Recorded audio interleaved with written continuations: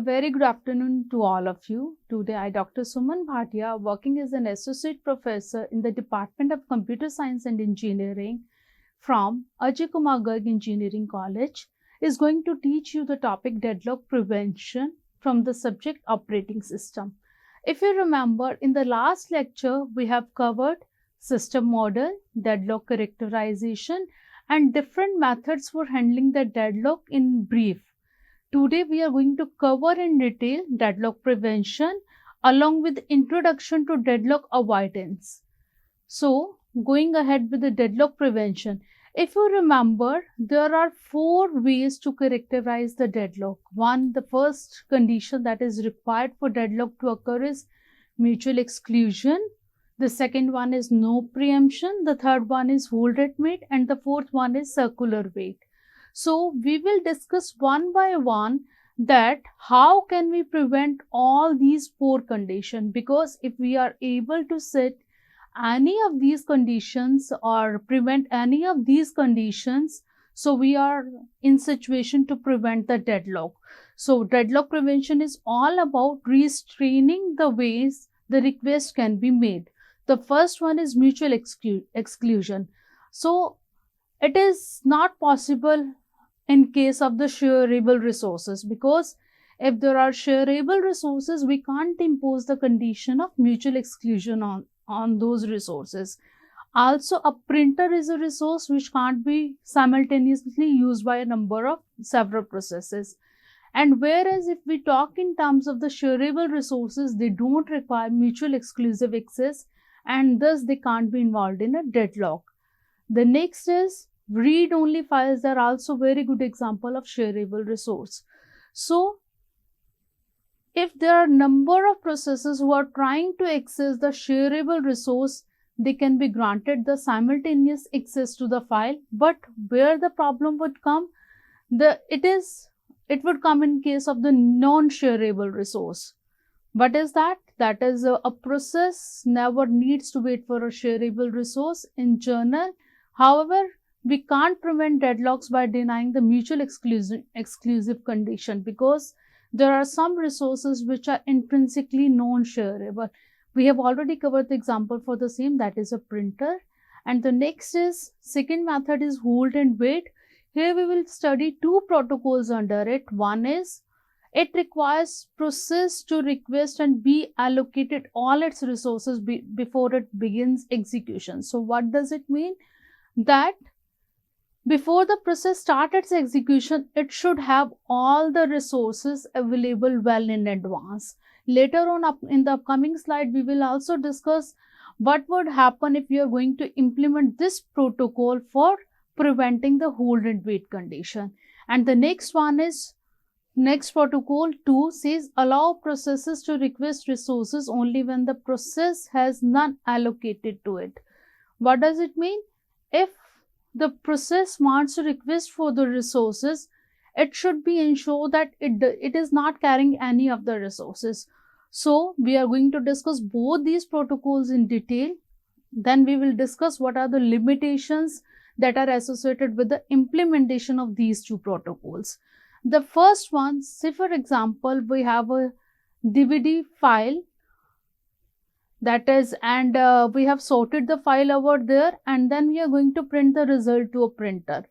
So if we go ahead by the protocol 1, then what should happen? All the resources should be allocated well in advance to the process.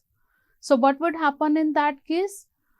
There would be low utilization of the resources, because the printer which is required at last would be captured by a process from the starting. So we will also discuss this point wise in the upcoming slides. Next, if I go ahead with the protocol 2, which says that you should allow the process to request initially only the DVD drive and disk file. It is going to copy the DVD drive to the disk, and then it is going to release both the DVD and the disk file, because now it requires the printer. So now what would happen? Again, it would have the requirement for disk file and the printer. It has earlier released the DVD drive and the disk file, and then it is going to request the resource disk file and the printer. So what would happen?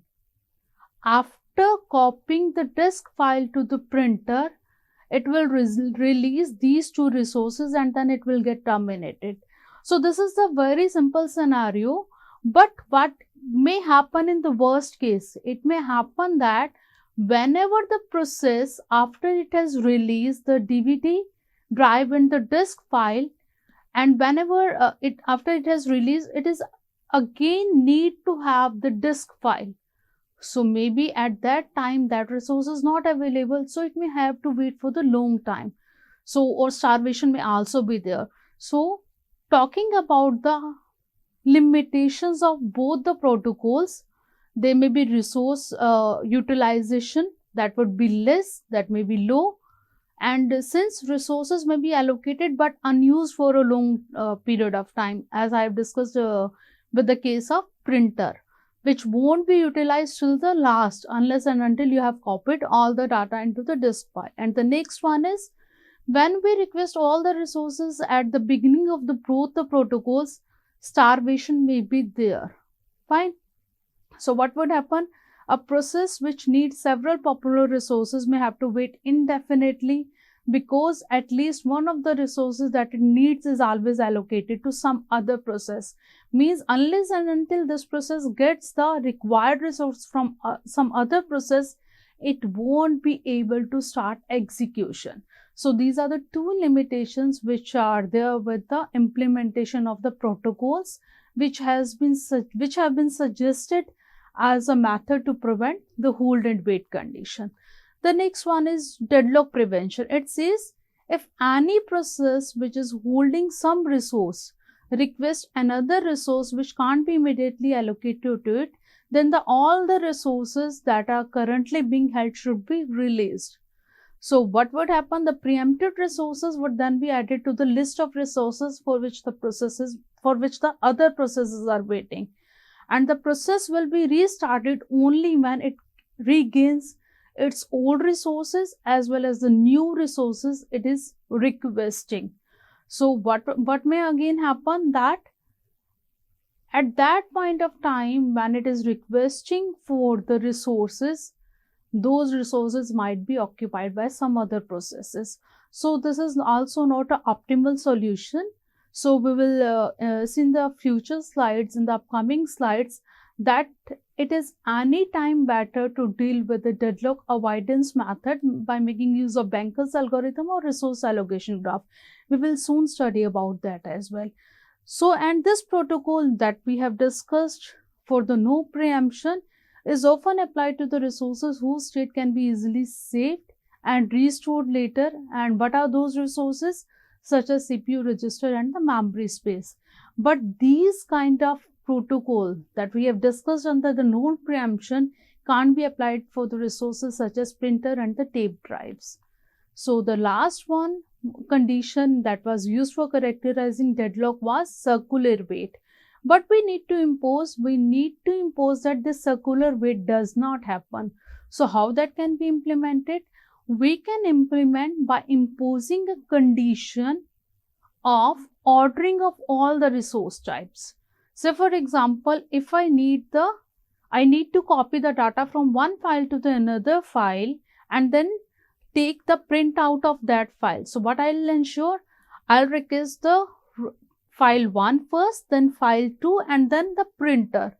If I am having the printer, I'm requesting the printer, then what I need to ensure that all the resources which are required earlier should have been requested first. After printer, I can't make a request for the file 1 and file 2. So it says that you need to impose a total ordering of all resource types and require that each process request resources in an increasing order of numeration. So if you see this, let me go to the next slide. If you see this slide, what it says, that let us assume increasing order of numeration does not result in the prevention of circular wait. We are assuming it at the starting. And how we are going to give the numbers? Say for example, tape drive, then disk drive, and then printer. So what is the value given to this tape drive? That is 1, then this 5, and then this 12. So we are assuming that, as I've already mentioned, that we are going to prove it by contradiction, that this increasing order of numeration won't allow the circular weight to be prevented. So what I can do,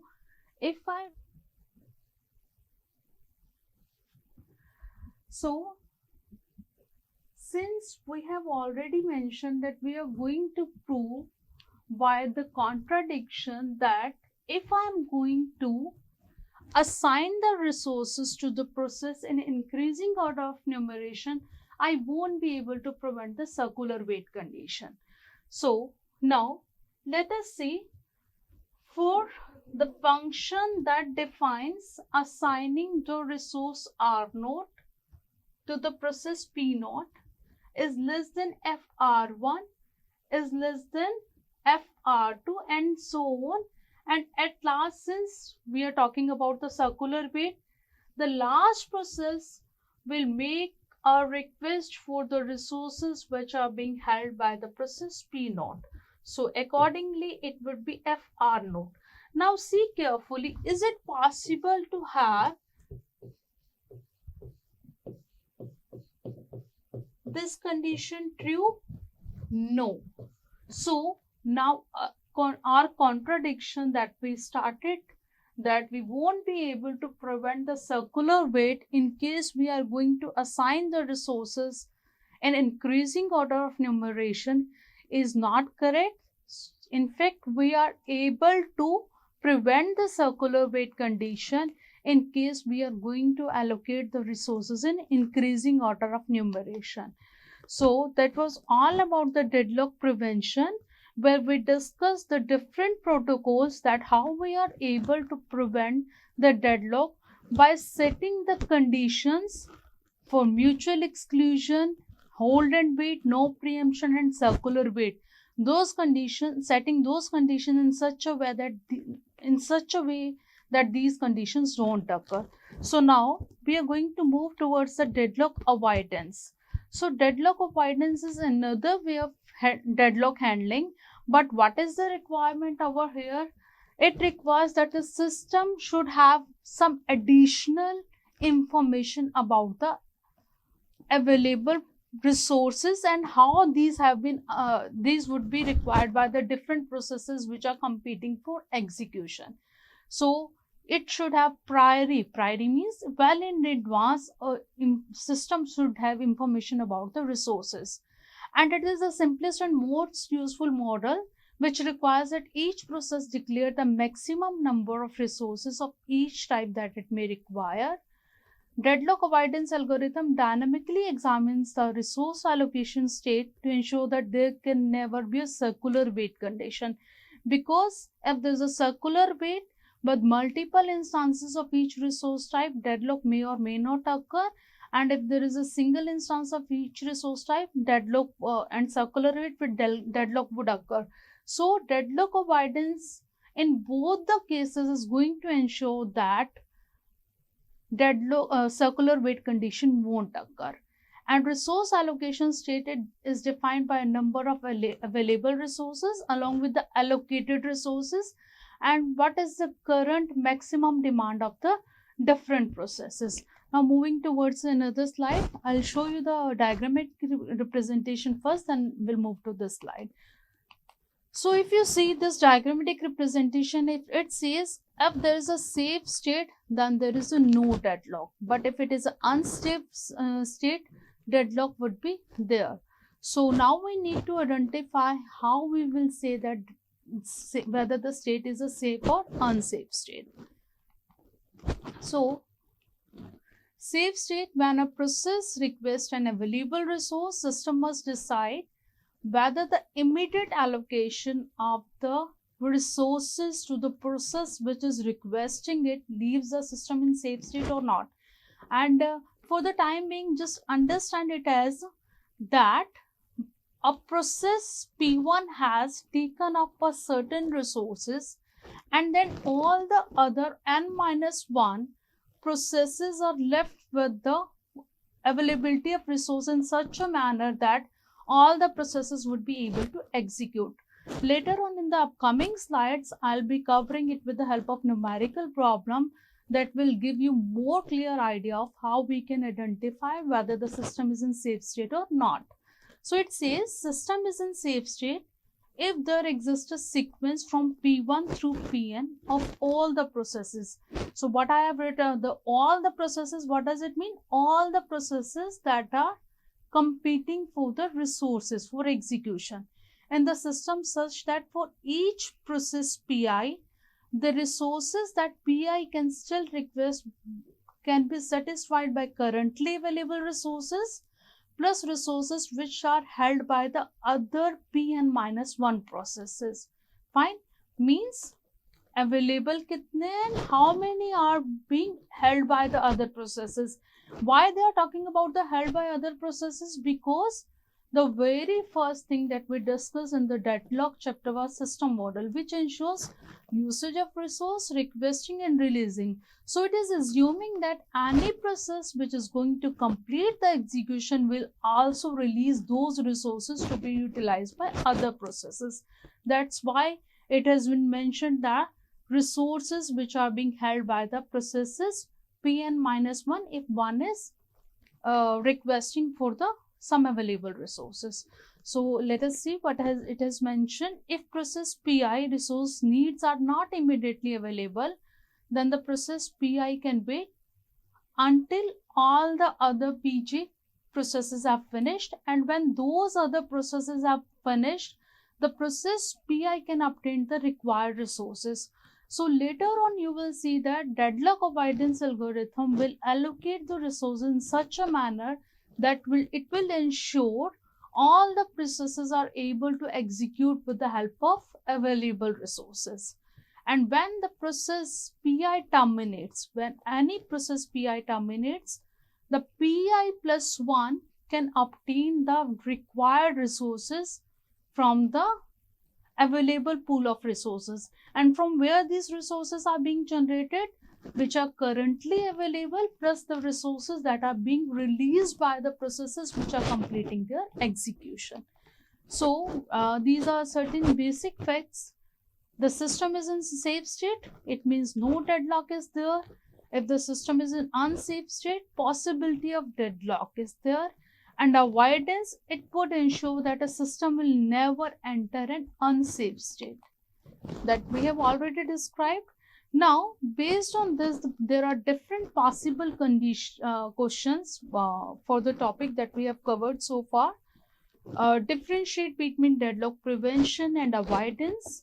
How is it possible to prevent the circular wait condition? Explain with the help of example.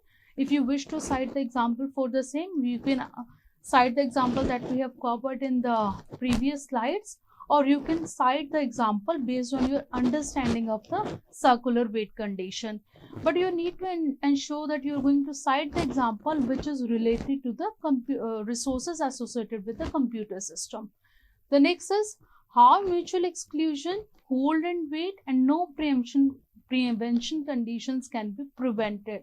So this question discusses about the rest 3 conditions where we can talk about the different protocols with the help of which we are able to prevent these 3 conditions. Again, this needs to be explained with the help of an example, and differentiate between safe state and unsafe state.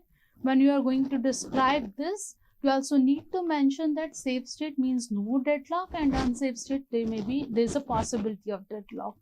So summary of the complete lecture that we have covered is deadlock prevention. Along with, we have given the description for all the protocols with the help of which we are able to prevent the 4 conditions. Introduction to deadlock avoidance, where we talked about the safe state and unsafe state. And in the upcoming lecture, we will be covering the deadlock avoidance algorithm, which further comprises of 2 parts. One is making use of resource allocation graph in case we have a single instance of each resource type. And there what we will do, we will identify whether the circular weight is there. If circular weight is there, then we will say the deadlock is there, that is unsafe state. If circular weight is not there, we will mention that that is a safe state. And the next part is that is Banker's algorithm, which deals with the handling of the scenario when there are multiple instances of each resource type.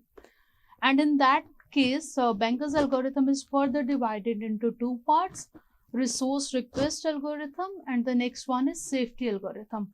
So that part we will discuss in the upcoming lecture. Thank you all.